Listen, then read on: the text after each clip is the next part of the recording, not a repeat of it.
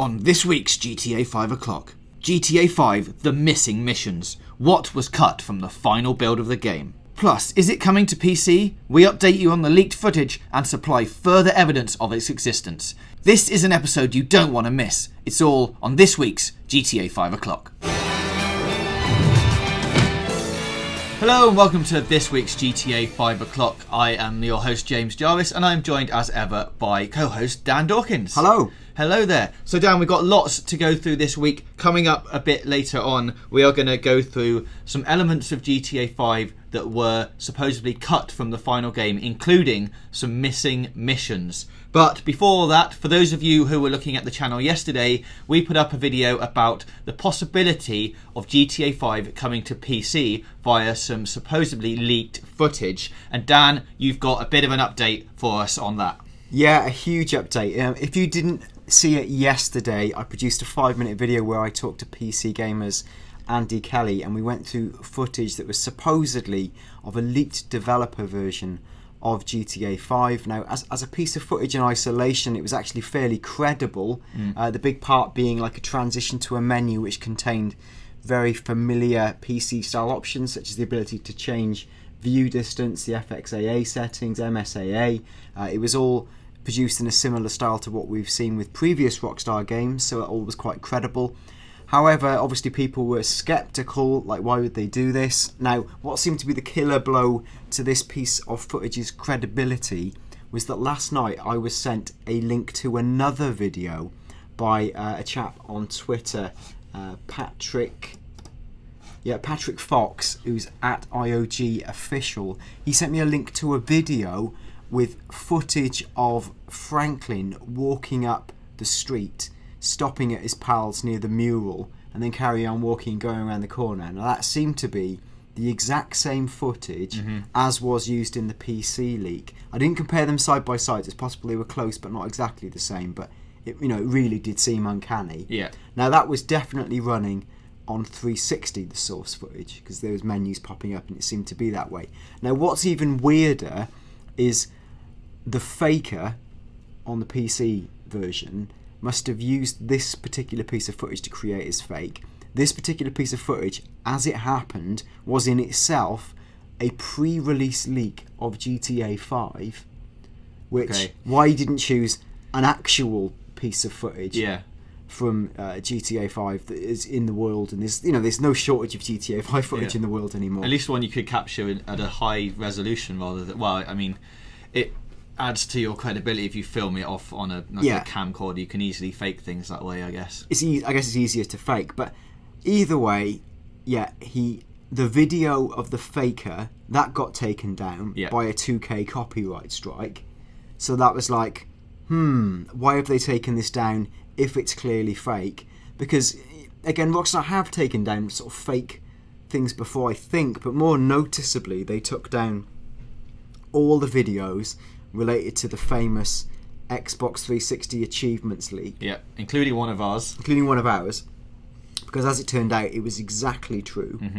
And they also took down all the pre-release videos of story spoilers, because they were pre-release story spoilers. Yeah. Now, why would they take down this bizarre GTA 5 PC leak if in fact it's based on a leak itself and it's clearly fake? Now, what's even weirder today is the link I was sent by Patrick Fox has in itself been taken down. Now, but this has been taken down, it claims, for reasons of it being like a scam as opposed to it being a copyright infringement. Yeah.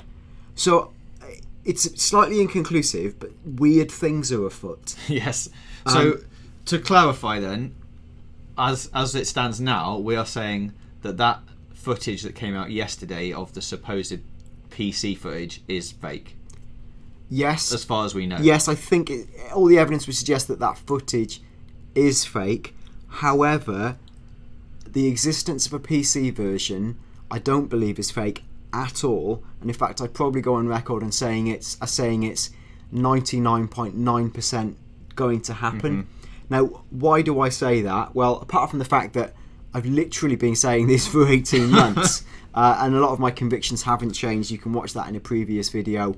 It's all related to essentially the idea that Rockstar are going to want to maximise their money and their return. If they're going to make a PC version, they may as well make a next-gen version because they're essentially based on the same hardware.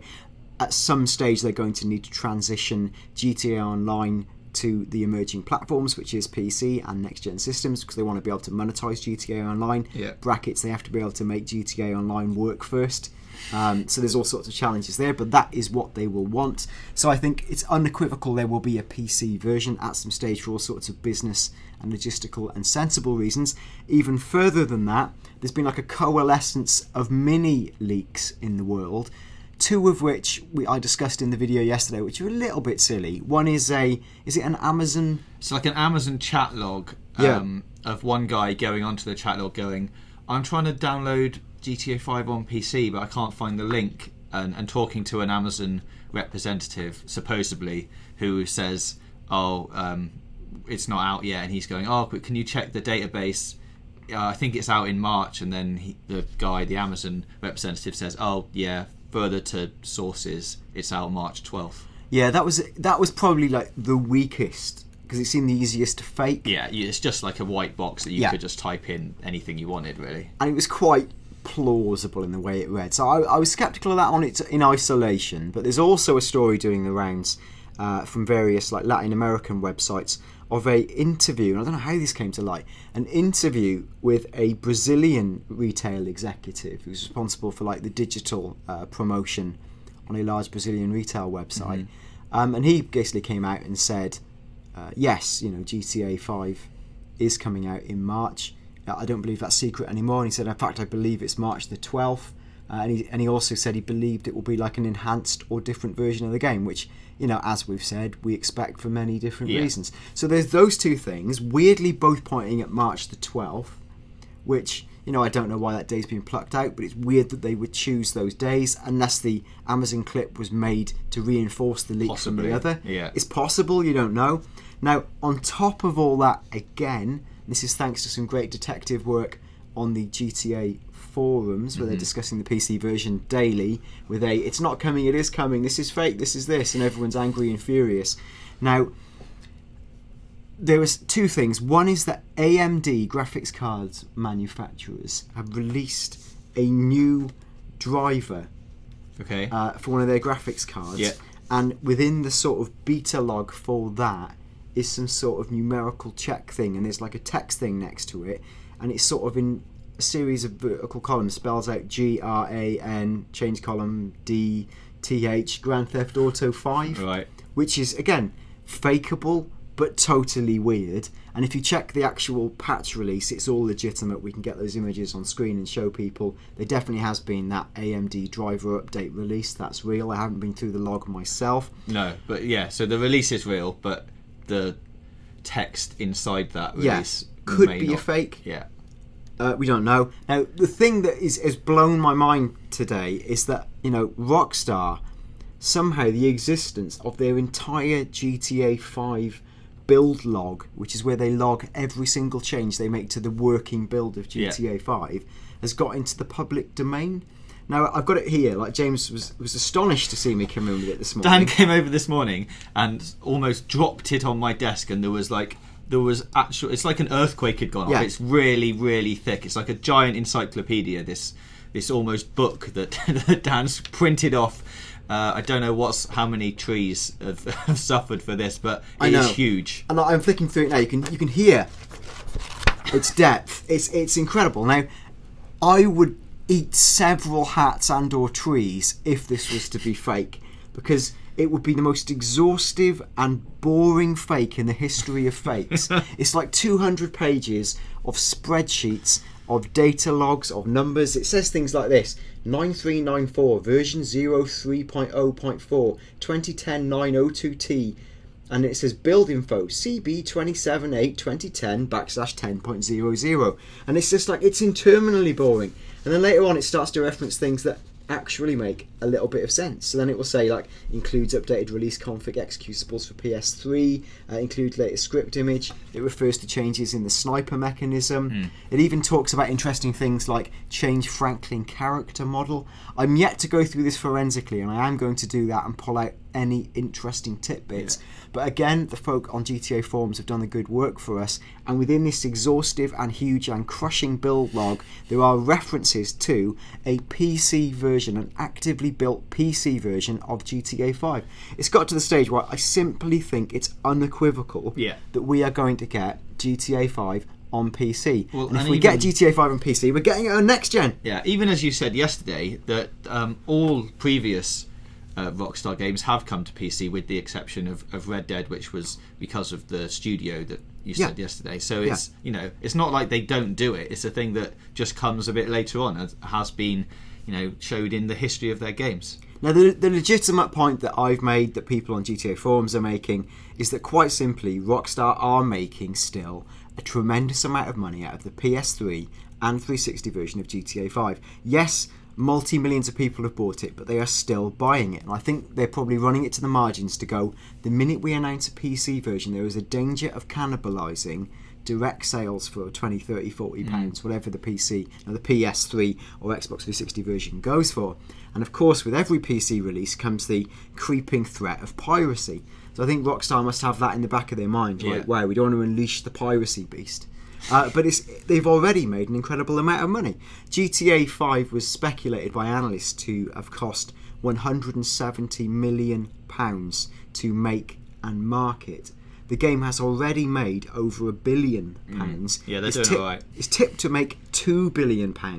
But shareholders and companies being what they are, they're not going to stop if there is a potential to make even more money. Yeah. So they are going to want to release on subsequent platforms and monetize it with GTA Online. I'm blue in the face saying it. I'm just 100. Well, I've said 99.9.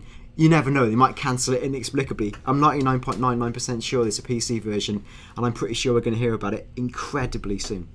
Alright, so that is GTA on PC discussed. Moving on now to the next part of the show, which is a supposed list of features and elements that were cut from the final game. And we've got evidence that corroborates some of these points and other things that we can expand on as we go. So we're going to go through these. This has come from an article that went up last year, like I think the 4th of October, on GamePer.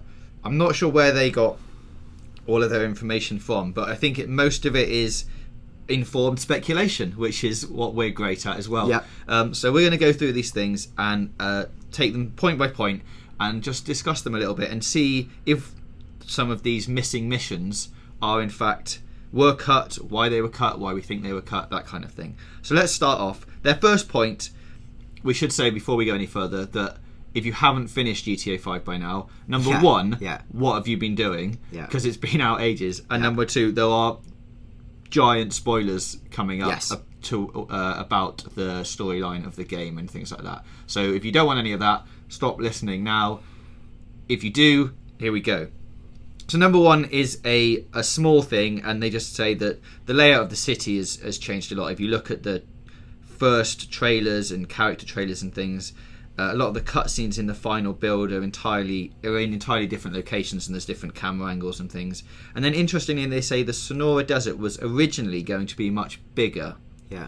Now, you and Tim went to see the game. You probably didn't see much of the Sonora Desert, but I think we have to be careful of things. Obviously, the locations and environments are going to change during the development of the game. There's going to be different buildings and stuff.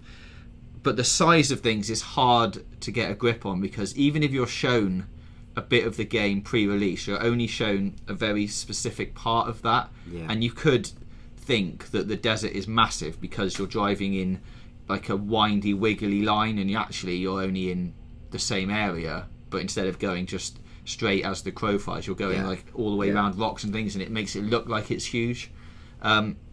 But there is obviously I think when we were doing our mapping project, there was a question of just how big is the desert area going to be. So yeah, that's the first one.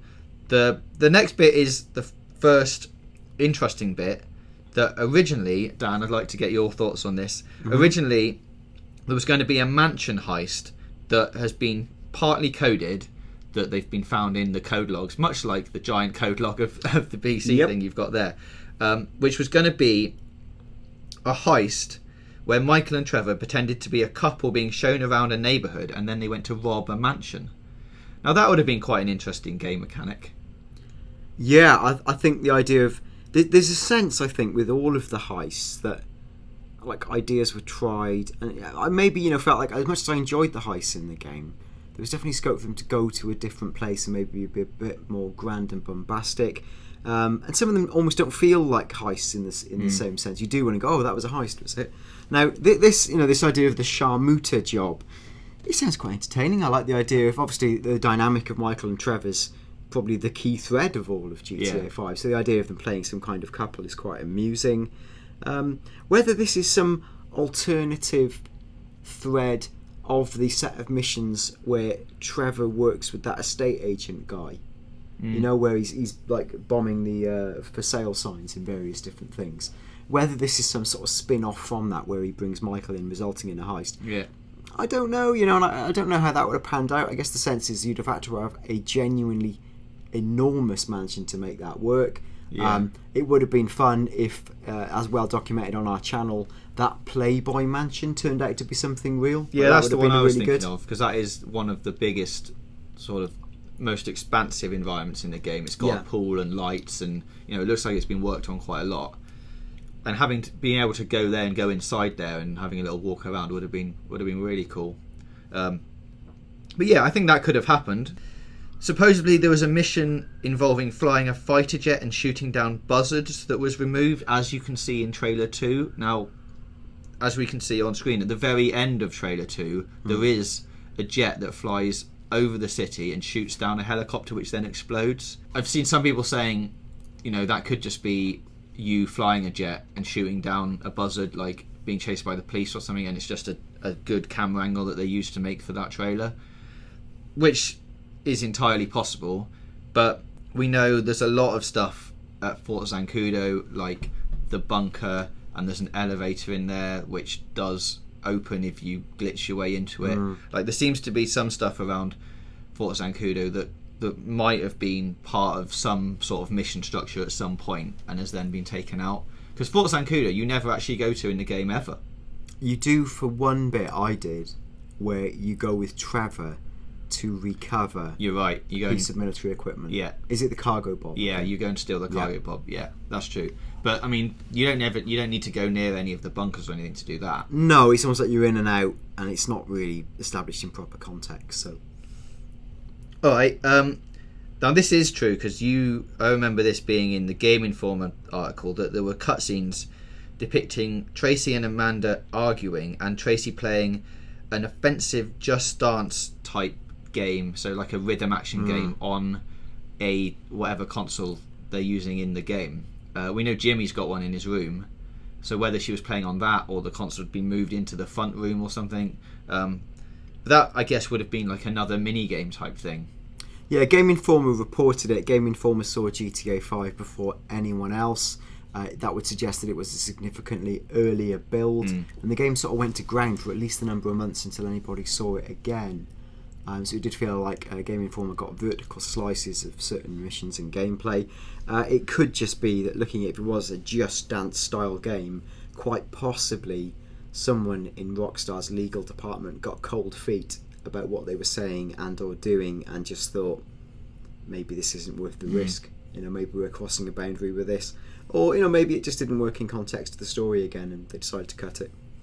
Next up, we've got Vinewood Boulevard Radio, started out as Night Ride FM, which I think we discussed way back last year about a Night Ride FM being... a long time ago. Yeah, that was going to be like a chill wave synth pop station hosted by DJ Kavinsky.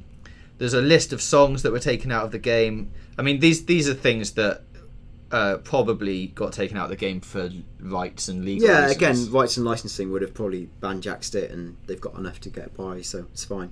Yeah, so all of those kind of things are from that. There was a magazine preview apparently, that I've tried to find online but can't find the original source yet, that said in Blaine County the nights were so dark that the only source of light were from vehicle headlights. Now, in the finished game, obviously it does go dark, but it doesn't go that dark. Like, it's sort of a hazy, bluey darkness. Did you see any dark? Can you remember that far back when you went to see? No, I mean, realistically, when Tim and I went to see, let's say, GTA Online, that was August, so by which stage the game was probably in quite an advanced state of preparation. So, no, I don't remember any of that. I mean, I don't know if that is a good thing or not. Like, I mean, having it that dark, it would certainly give you a sense of the wilderness, but in terms of actual gameplay, I don't know if you'd be able to, you'd have to be crawling along in a car about 3 miles an hour just to make sure you weren't falling off cliffs and things. It's like a thing you have a cool idea in a meeting where when you implement it in reality it's no fun to play because it's just really, really hard or really slow. So they probably just thought, why bother, we'll just make it quite dark.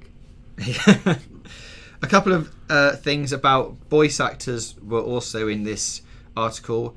Anthony Cumia of the Opie and Anthony show said that he was going to be in the game as a Breaking Bad-like character, but that character didn't end up being in the final game. Well, it's worth noting that there is a Breaking Bad style sort of Winnebago wagon that appears. Now, it looks an awful lot like the Breaking Bad car, and it's found poodling along at different times of the day in Blaine County. It's surely a reference to the Breaking Bad people. In fact, there's like 2 dudes in there who look not dissimilar to Jesse and Walt. So, hey, I'm sure they thought about that. And interestingly, Anthony is listed on IMDb as doing the voice for the Pisswasser theme song. Ah. So whether he did loads of things and that's the one he chose to tell people about, I might be doing a Breaking Bad character, and they just did lots. He's done lots of other work for Rockstar before. He was in Red Dead Redemption, Undead Nightmare as Herbert Moon. He did some stuff from Vice City Stories and stuff, so he's obviously worked with them before. So it wouldn't surprise me that they brought him back in and said, can you just read some of these lines and we'll see if it works or not. That could have been a thing. The next is Andy Milonakis. I think I've said his name right. Yeah. I'll probably get told I haven't in the comments.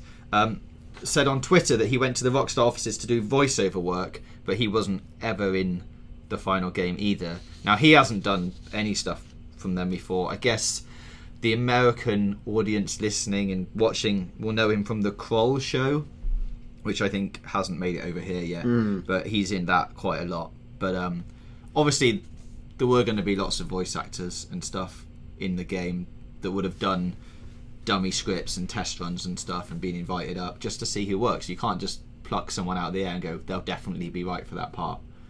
So yeah, they're all things. The real meat of this is the final mission in the game has supposedly, or was at some point, changed. They've said that code within the game reveals that the Death Witch option at the end of the game originally intended to kill Franklin off, replacing him with Lamar, and that there are significantly more animations and lines of dialogue for Lamar than there are for other characters. Now, that could be that it's because Lamar is quite a prominent character in the in Franklin's story anyway. He's obviously going to have more animation sets and lines of dialogue because he's in the game a lot more. But do you think that is a feasible thing that Rockstar may have considered? Yeah, of course. I mean, it's feasible. I just think they'd have come to the decision like they did, where yes, you can kill characters off, but ultimately, if everyone lives, this is the reality of the world we live in, the opportunities for sequels and DLC is much enhanced. Yeah. So, commerce ensures a lot of people survive from episode to episode until they've outlived their usefulness. It seems like the canon ending is in fact the 3 characters live ending. So yeah, I mean, there's been loads of discussion about what the canon ending actually is, but I would suggest that having all 3 characters survive would be the one that Rockstar would follow through on, because, as you say, that's the one that would allow them to expand the story further.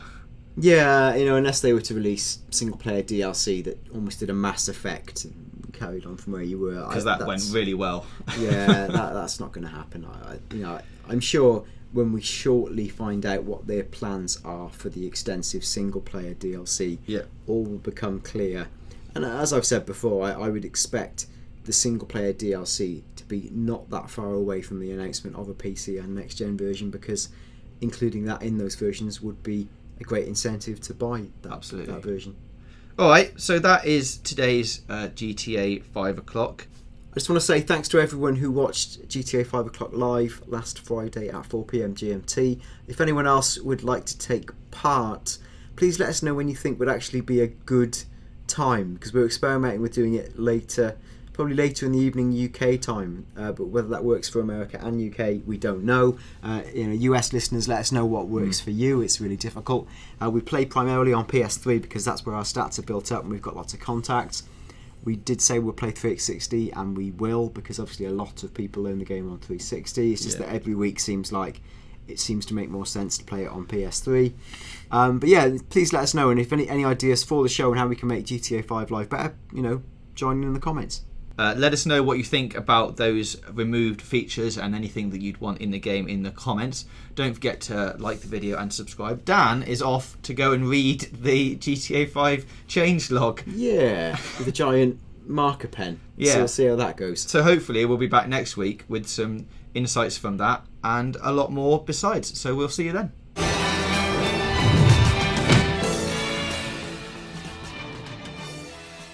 Hi guys, this is James from GTA 5 o'clock. And I'm Dan. And we've just finished recording this week's episode. So if you liked it, what should they do, Dan? You should press the like button and then the subscribe button for more great GTA 5 content every single week. Excellent. So hit those buttons and we'll see you next week.